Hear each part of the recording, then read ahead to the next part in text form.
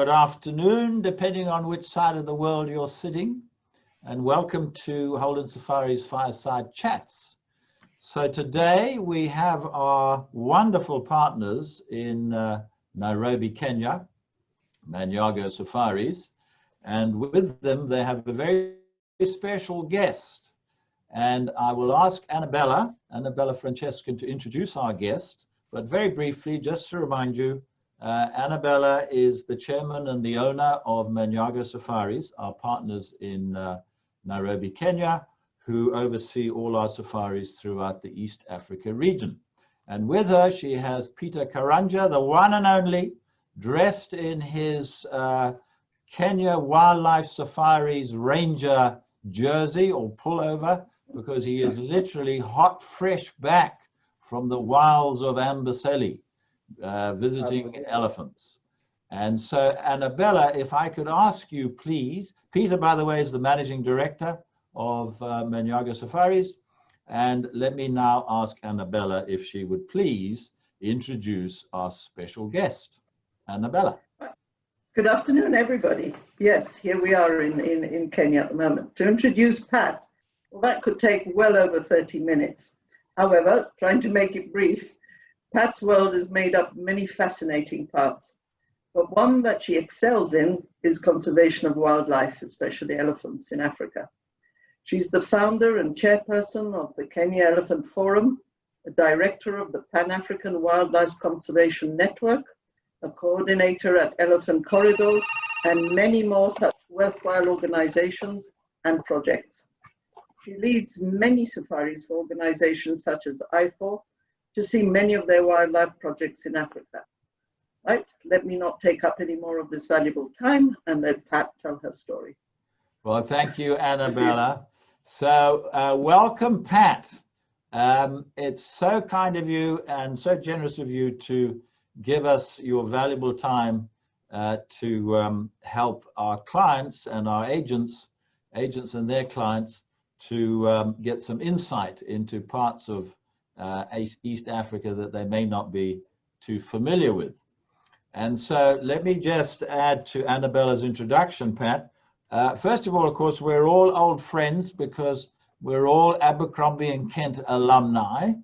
And Pat, you in particular will be known to many agents listening to this fireside chat, because not only did you spend some time at college here in the States, but you've been coming and going between Kenya and the United States for some time, haven't you? Tell us a little bit about that part of your background. Thank you, Jim, and thank you, Annabella, for those kind words. My formal education was here in Kenya. I was educated by Catholic nuns. And then I came to the United States for my university education. So I spent 4 wonderful years in Pennsylvania, made a lot of friends. And since that time, as you've said, I do come and go quite frequently. So it's like a second home for me.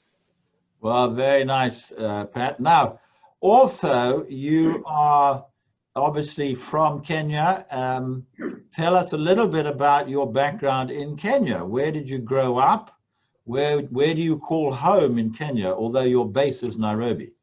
Yes, that's right. So I was born in the western part of Kenya, on the Kenya-Uganda border. That's where I call home. But I was educated in Nairobi. As I mentioned, I was educated by Catholic nuns. So from start until I finished high school in Nairobi with Catholic nuns, and traveling back and forth between initially my grandfather's farm where my formative years were spent. And then eventually, yes, in the home where my parents built in the land that given to them by my grandfather. So come from a very large family. My father was one of 17 children, and I'm one of 5 children. So our greater family is like a small tribe. So very nice. Coming and going, yes. Very nice. Now, you and I spoke earlier, and I noticed in your biography you speak several languages. So Yes. first of all, tell us, what is your mother tongue? What did you grow up in the Western Kenya? And then tell us what the other languages are.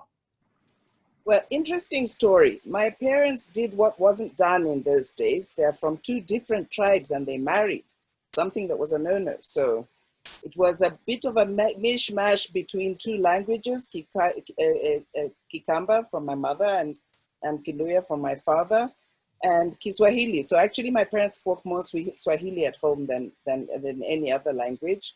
But my mother picked up my father's language very fast. So, and then of course going to school, English is the medium of instruction in schools.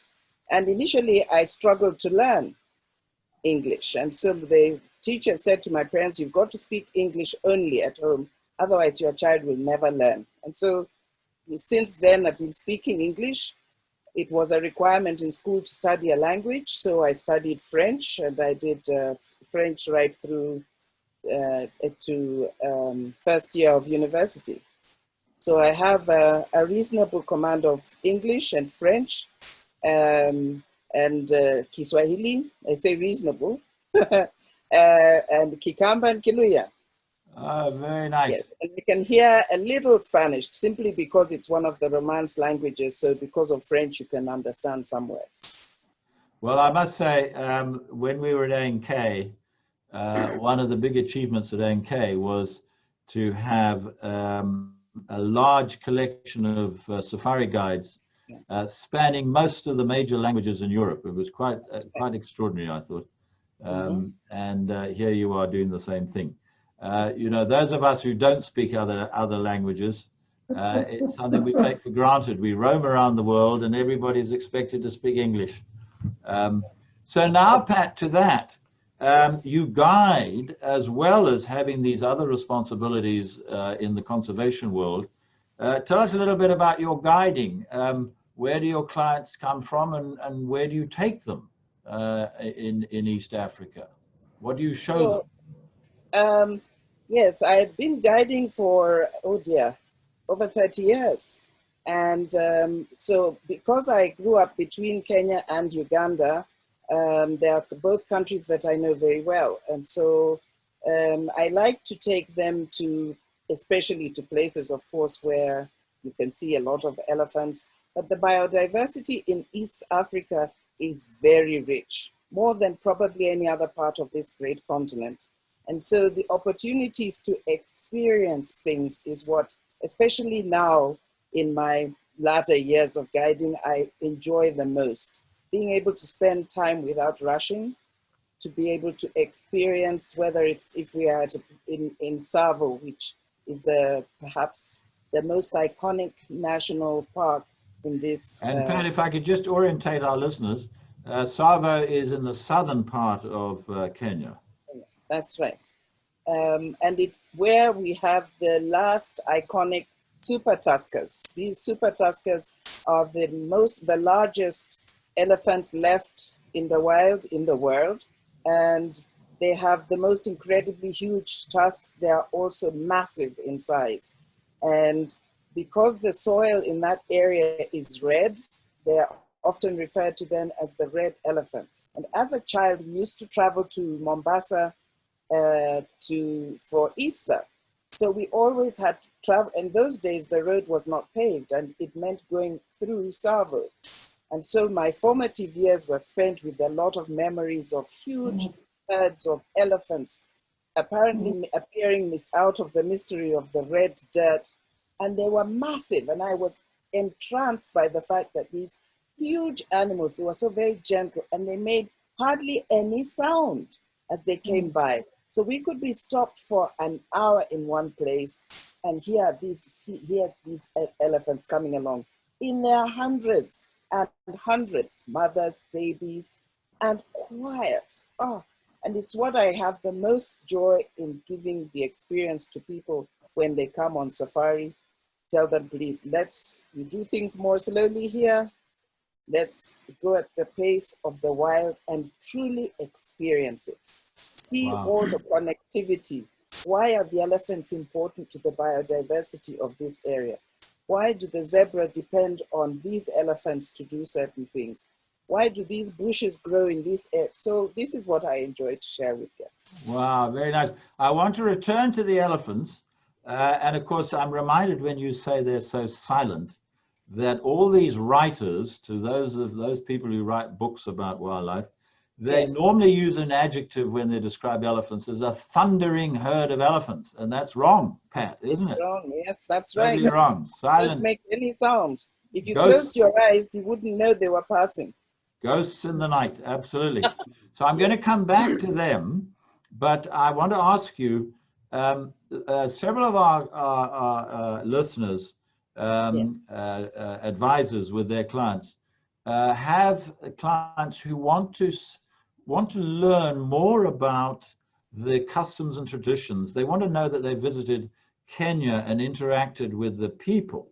So Yes. the wildlife attracts them, obviously. They want to see Yes. the elephants, and I want to come back to that in a second. Yes. But what's your advice, and what do you do with clients when you're on safari with them to give them some insight into, you know, family traditions, how the people in Kenya live their everyday lives? How do you do that?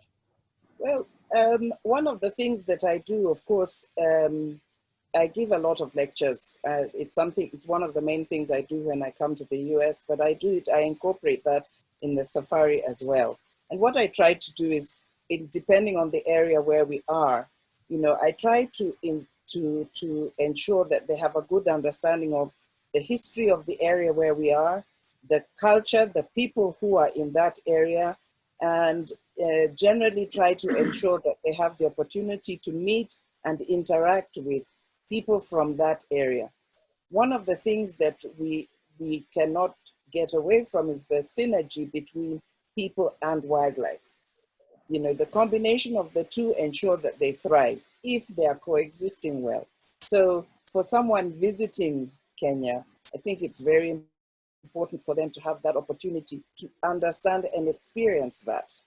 One of the great things that even doing safaris with Maniago, that they have supported some schools, for example, in some of those communities. So one of the things that I enjoy doing is being able to go to some of those schools.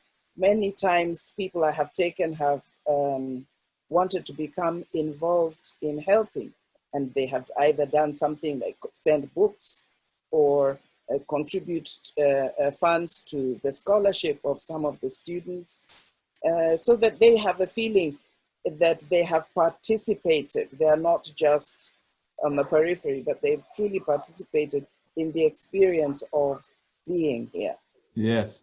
No, very nice. And you remind me, we have one of the folks that works with us at Holland Safaris is Sonia Marsh, and she leads women-only groups, Women with a Purpose.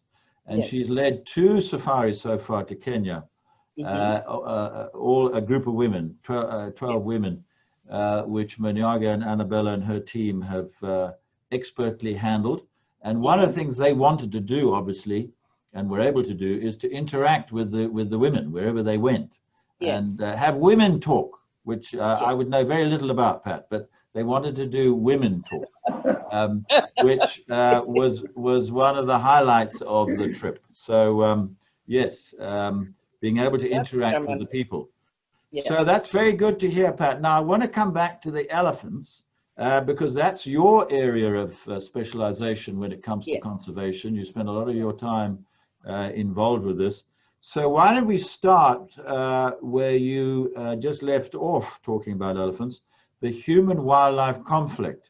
So we're hearing in the news that there have been lots of baby elephants born. Peter, who's just come back, as I mentioned, from Amboseli, says there are elephants everywhere. So what has happened? Because we're hearing in the rest of the continent that, you know, poaching is got to a level that elephants could be extinct in the not too distant future. But it seems things have turned in Kenya. Would you speak to that for a minute? Sure. So we have been at pains to try to ensure, first of all, that people understand elephants better and that there is coexistence between wildlife and the people who surround wildlife. And it has meant addressing the question of the colonial question as to how people were moved around. And unfortunately, the way that they were moved around put them directly in conflict with wildlife, in particular elephants. We are, for the most part in this country, an agrarian people. Most of the tribes in Kenya, they farm. So farming crops close to where elephants are is never a very good plan unless you think about what it is you want to plant. Elephants tend to, they are the best conservationists themselves. And if they are left to their own devices, they thrive, as has been seen and evidenced by Peter, who has been able to be in Amboseli and see 2 lots of twins. It's rare. Twin births for elephants is very rare. And in one park, 2 different sets of twins, it's quite extraordinary. The lessons we learn from this at the moment then is that when they are not stressed and they are relaxed, then they will reproduce in greater number. So when conflict tends to be created when we don't make good plans for how people will coexist around the area. An example, if we use Amboseli as an example where the elephants were, around the park, the elephants are inside the park during the dry season. But during the wet season, they need to go outside the park. They understand this themselves. If they were to stay inside the park all the time, they would destroy everything. There would be no food. So they move outside the park. So the question is, what is happening outside the park? A lot of times when there has been, if rains have not been very good, they will spend much more time inside the park. So outside the park, it may look like there's plenty of land that's available for people to do whatever they want. So people encroach on that land, which is actually dispersal area for elephants. Somebody comes along, decides, well, let me quickly plant some maize here. I don't see anyone around, so maybe I'll be able to harvest a crop or 2. So then the rains come, elephants go out, and they are passing through, and they find, of course, all of what they see as food. And they are delighted, and they eat it. Of course. So, of course, this enraged farmer is absolutely upset because he has lost his crop straight away. And these are the types of things that cause conflict. Now, these types of conflict, there are solutions. If we speak with government about doing better spatial plans so that if they say in this area people are going to farm, what are you going to farm? Or what kind of livelihood can you engage in that will make sure there is no conflict? And then we can mitigate that. COVID has brought about a different problem where many people have suddenly become unemployed, particularly from the tourism industry. But the result of that unemployment has meant that people are unable to sustain themselves. The worry then is that they will go to those who are living close to the parks will engage in what we call bushmeat hunting to eat wildlife. Usually not in elephants per se, but maybe impalas, gazelles, small animals that they can take like this. And there have been cases like this. But the biggest challenge that we have for the survival of the megafauna like elephants and rhinos is the demand for their teeth. The tusks. Exactly. The tusks in the case of the elephants, the rhino horns in case of the rhino. Too many people covet having things made from that. They don't know though that these are not things that are shed naturally. It has been my experience. They don't replace, they don't just drop off. You've got to kill the elephant to get the tusk. Precisely. Yeah. And many did not realize this. You know, many times people go to a shop, see a beautiful bangle and decide I like that. And they pay a great deal of money for that. So the trader knows, oh, this is a good item to keep, so let me keep getting. And so it continues. And this has resulted in a huge loss of elephants. What we have done differently perhaps in Kenya is the creation of awareness, mobilizing resources for the rangers to ensure that our protected areas are much better protected, engaged local communities, even in these dispersal areas outside the parks. Local communities, one of the livelihoods they are encouraged to engage in is creation of conservancies. So that this is a way for you to make money. If you can create a beautiful, if you let your land create a conservancy there, you can invite somebody to come and build a camp.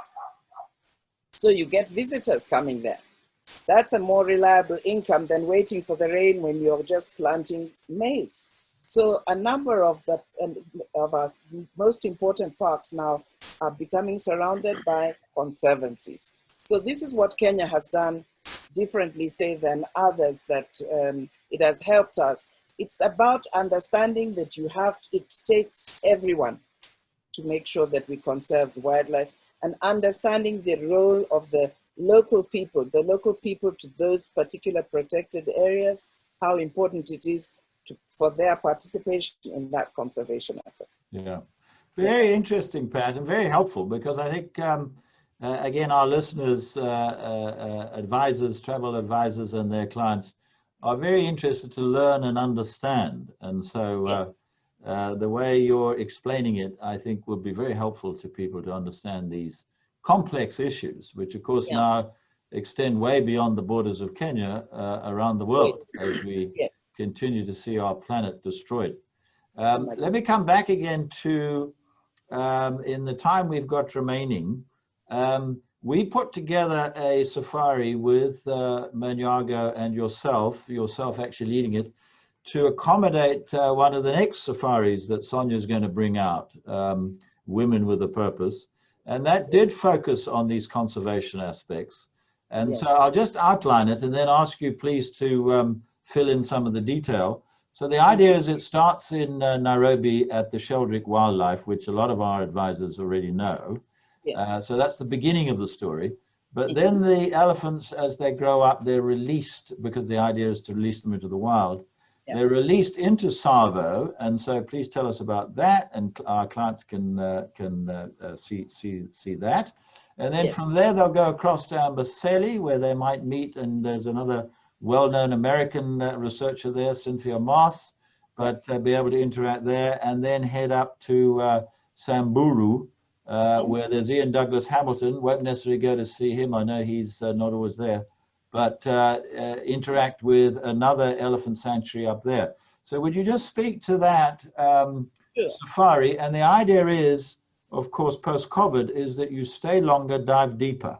So instead of moving, here we're doing maximum 3, maybe even only 2 stops, for a 10-night safari, Tsavo and Amboseli. Would you just fill in some of the detail for us on there, Pat? And it's very exciting to think that it'll be Sonia and yourself leading this trip for Holden Safaris, which we plan to do later on in 21 or even 22, depending on how COVID allows us to get on with life. So back to you, Pat, if you would fill in some of the details. Great. So once once the ladies have arrived in Nairobi and had that wonderful interaction with the orphans at the Sheldrick Center, then heading to where the orphans are released in Tsavo. And Tsavo, as I mentioned, is our iconic park for elephants. And it's where the actual experiment to see if the elephants could be successfully rewilded happened. So the importance of this is the chance to see the different levels. First, when they've been rescued, because essentially in Nairobi, they're seeing the newly rescued babies. And then the next stage of the experience of them being rewilded, and then seeing those that have successfully been rewilded and who have got babies themselves. Wow. I think it's a fantastic thing that spending more time, because if there's one thing that people get tired of hearing when they come, is that they've got 2 nights. Oh gosh, if you had more time, we would have seen this, and we would have done this and that. When people don't have to keep packing and unpacking every day, then they have the chance truly to have a wonderful experience. Sometimes just to stay put and hear the birds in the morning sing, because more often than not, they're rushing. Oh, it's time to go on a game drive now. or it's time to get this or to do this, now that you can wake up to the sound of the bird song, which is something that here we take for granted, but that visitors absolutely enjoy. If I could just add to that, Pat, you've just reminded me, some of you may have heard this. There's been a recording on the BBC News where they've recorded birdsong before pre-COVID, and you can just hear the birds tweeting. And then they did the same, exactly the same recording during COVID, when none of us were around. And the bird sound is almost deafening. Yes. And they said that the chatter of the birds has changed. They're calling to each other. They're saying, this is a joy. There's no competition from traffic, from planes, etc. So it was just an interesting anecdote. But back to you. Continue. An important one at that, because it also speaks to the health of the biodiversity. The air was clearer. Suddenly they could acquire everything. Yeah. So then in spending time or doing the deep dive, spending more time there, we have the opportunity to have all of these different interactions, to see all of this. You know, the great thing about coming on safari is that unlike a park in any other country, you have to go out and look for things. There is no guarantee that you will see them. And when you have more time, you have a better chance to be able to look for and to find, to tell the story, to see the connectivity, to see how these orphans to interact with the handlers who are absolutely key to the survival, to their continued journey to being rewilded, and what their experience has been. To be able to go there early at breakfast when they're going to go out, walk with them a little bit, and then to be able to go and visit the local communities around the area, to get to see the biodiversity. You know, right now, as you know, with climate change, all sorts of interesting things are happening. You know, in Kenya, our Rift Valley lakes the levels of water are all rising. We are noticing in the east, some of the rivers, they're changing their course. So to be able to see and experience the biodiversity of Tsavo, of course, having enough time is tremendous. And to see how the wildlife is thriving or otherwise in this type of experience.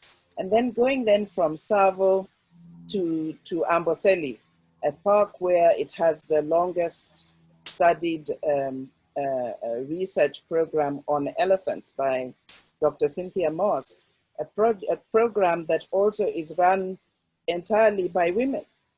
It's also another wonderful experience because they have all been documented, to know each and every matriarch, and perhaps to be able to see, well, it will be interesting to see if by the time the ladies come, whether the twins have survived and thrived, and to be able potentially to get to go and see them, to go and spend time with the ladies of that project, to talk with them, to visit with the Maasai community who are busy at work creating the most extraordinary plans for the restoration and survival of biodiversity. This gives us those opportunities when you can do the deep dive and spend more time than where you are pressed for time because there isn't enough time and we've got to rush, so that you can have the experience of everything, the science of the place, just the beauty and nature, experiencing the elephants and all the other animals that thrive because elephants are there. The flamingos that are now in Amboseli, instead of being in Nakuru and Elementaita now, there's a huge abundance of flamingos in Amboseli. Wow. Okay. What is so amazing is that nothing is ever always the same. And so it's very exciting that this is a possibility. Right. And if the time allows to go to the north, to Samburu, to visit Save the Elephants, to stay at Elephant Watch, where the elephants come right into the camp. As you are having breakfast, they are breakfasting on the trees above the table where you are eating. Oh, it's magic. Wow. It's magic. And I think it will be a wonderful experience when Sonia brings the ladies, that we can go and experience this. Well, thank you, Pat. And sadly, we have to conclude this. I'm looking at our watch. But thank you very much. And what a privilege it's going to be for Sonia and her ladies to have you with them, explaining all this. And as you've just said, making sense of it all, that it's all interconnected, etc. So thank you very much, Pat, for giving us so much of your time. And thank you to Annabella and Peter and Diego for facilitating this. And Annabella, we'll just tease our listeners. You have another special guest that you're working on for the next fireside chat towards That's the correct, yes. So exciting thank you. as well, yeah. Thank you very much. And with that, we'll say good night. Pat, let's hand it back to you to say to us in your several languages, good night and goodbye. Olindwe, kwaheri ya kuonana, asanteni sana. Asante. Asante sana. Asante sana, kwaheri. Kwaheri. Kwaheri ya kuonana. Asante.